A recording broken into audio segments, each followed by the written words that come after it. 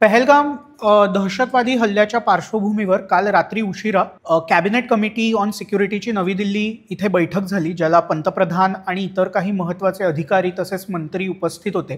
आणि या बैठकीत 5 महत्त्वाचे काही अभूतपूर्व असे निर्णय घेतले गेले. यातला इंडस वॉटर ट्रीटीचा जो सगळ्यात पहिला निर्णय आहे तो सर्वात महत्त्वाचा निर्णय आहे. पण या व्यतिरिक्त सुद्धा 4 निर्णय जे घेतले गेले ते आपण आधी बघणार आहोत आणि मग आपण इंडस वॉटर ट्रीटीकडे येणार आहोत. यातला सगळ्यात पहिला निर्णय हा जो होता तो म्हणजे इंटिग्रेटेड चेकपोस्ट अटारी. आपल्याला सगळ्यांना वाघा आणि अटारीची सीमारेषा पंजाबमधली माहिती असते.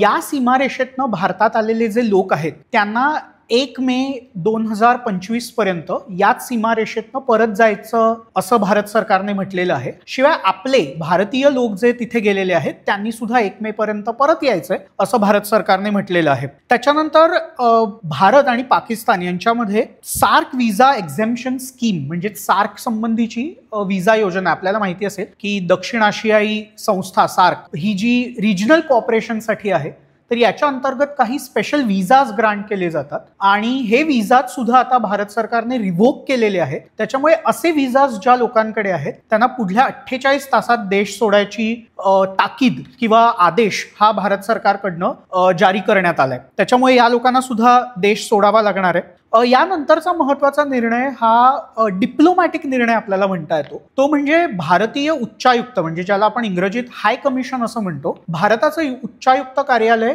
हे इस्लामाबादमध्ये आहे, तसंच पाकिस्तानचं उच्चायुक्त कार्यालय हे नवी दिल्लीत आहे. तर पाकिस्तानचे जे लष्कराचे जे अधिकारी जे उच्चायुक्तालयात असतात या सर्व लष्करी अधिकाऱ्यांना सुद्धा भारताने आता पर्सोना नॉन ग्राटा म्हणजेच आता यांना कोणत्याही प्रकारचं संरक्षण नसेल आणि असे जे लोक आहेत म्हणजे लष्कराचे लोक असतात, आर्मीचे, नेव्हीचे, एअरफोर्सचे जे कोणी इनपुट्स देणारे लोक असतात या सर्वांना आता भारताने तिथनं निघायला सांगितलंय. शिवाय आपले सुद्धा जे लोक इस्लामाबादमध्ये असतील हे सुद्धा लोक तिकडनं आपण परत बोलवलेले आहेत.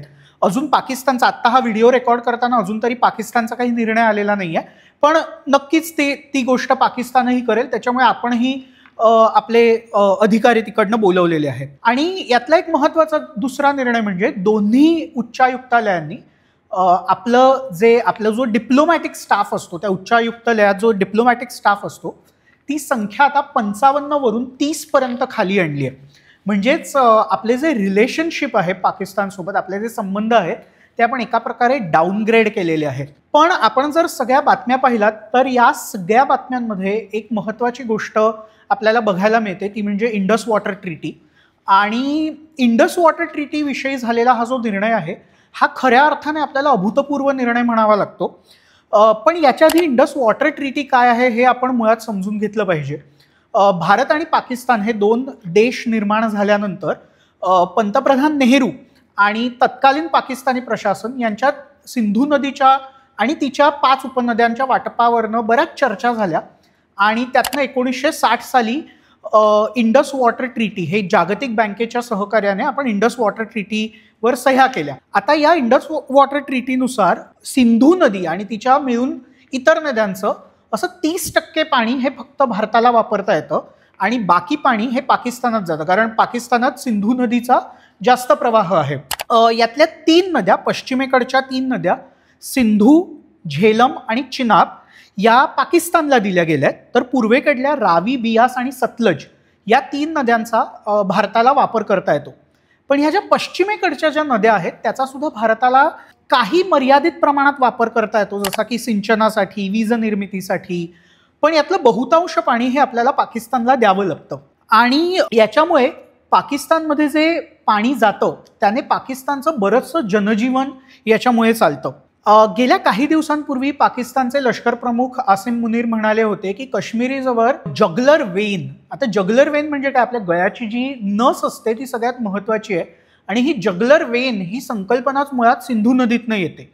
कारण जर हे सिंधू नदीचं पाणी पाकिस्तानात गेलं नाही तर पाकिस्तानात पाणीबाणी सदृश परिस्थिती निर्माण होऊ शकते आणि हेच खरं तर पाकिस्तानला काश्मीरचं महत्त्व आहे आणि म्हणूनच त्यांना खरं तर काश्मीर हवं असतं.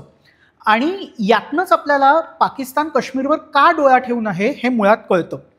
आता यापेक्षाही पाकिस्तानची 90% शेती आणि पिण्याचं पाणी हे बहुतांश पाणी हे सिंधू नदीतनं येतं.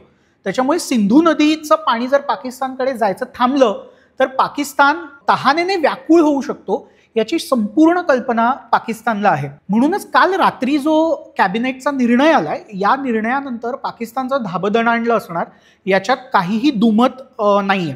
असं असलं तरी आपल्याला काही गोष्टी समजून घ्याव्या लागतात. इंटरनेटवर बरीच माहिती आहे, पण यात बरीच मिसइन्फॉर्मेशन सुद्धा आहे. जरी आपण या कराराला विश्रांती दिलेली असली तरी ह्या करारातनं आपण बाहेर पडलेलो नाही आहोत, हे आपण लक्षात घ्यायला हवं. तात्पुरता आपण त्याला पॉज दिलाय, सो ही महत्वाची गोष्ट आहे. आता हा पॉज दिल्याने पाकिस्तानात तात्काळ काही होईल का, तर तसं काही होणार नाही. याचं कारण म्हणजे जर आपल्याला हे पाणी वळवायचं असेल किंवा हे पाणी थांबवायचं असेल तर एक गोष्ट म्हणजे आपल्याला बऱ्याचशा बंधाऱ्यांची, कालव्यांची किंवा धरणांची निर्मिती करावी लागते. आता या गोष्टी काही एका आठवड्यात किंवा एका महिन्यात होत नसतात, याच्यासाठी बराचसा काळ जावा लागतो. त्याच्यामुळे आता जरी उन्हाळा असला तरी पाकिस्तानात अगदी पटकन काहीतरी होईल असं नाहीये.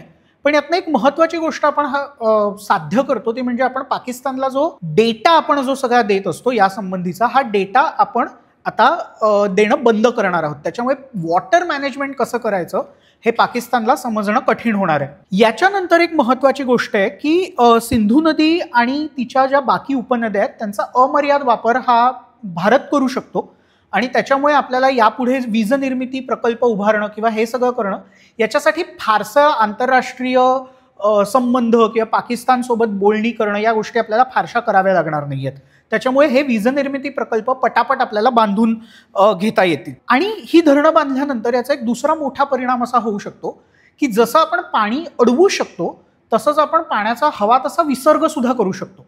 आपल्याला जर गेल्या काही दिवसातल्या किंवा काही वर्षातल्या बातम्या पाहिल्या असतील तर पाकिस्तानात जशी पाणीबाणीची परिस्थिती आहे, म्हणजे पाणी नसल्याची परिस्थिती आहे, तशीच सिंध प्रांतात किंवा इतर प्रांतांमध्ये ओल्या दुष्काळाची सुद्धा परिस्थिती आहे. म्हणजे भारत अनेकदा पाकिस्तानात पूर येऊ नये म्हणून पाणी अडवण्याचा सुद्धा प्रयत्न करतो. आता यानंतर हे प्रयत्न केले जाणार नाहीत. त्याच्यामुळे पाकिस्तानला जी भीती वाटते की एकीकडे पूर सुद्धा येईल आणि दुसरीकडे पाणी सुद्धा मिळणार नाही, पाणी नाही मिळालं तर त्याचा थेट परिणाम शेतीवर होऊ शकतो आणि शेतीवर परिणाम झाला तर आधीच ज्या पाकिस्तानाची अर्थव्यवस्था डगमगलेली आहे तिथे अन्नधान्य टंचाई सुद्धा अजून वाढू शकते.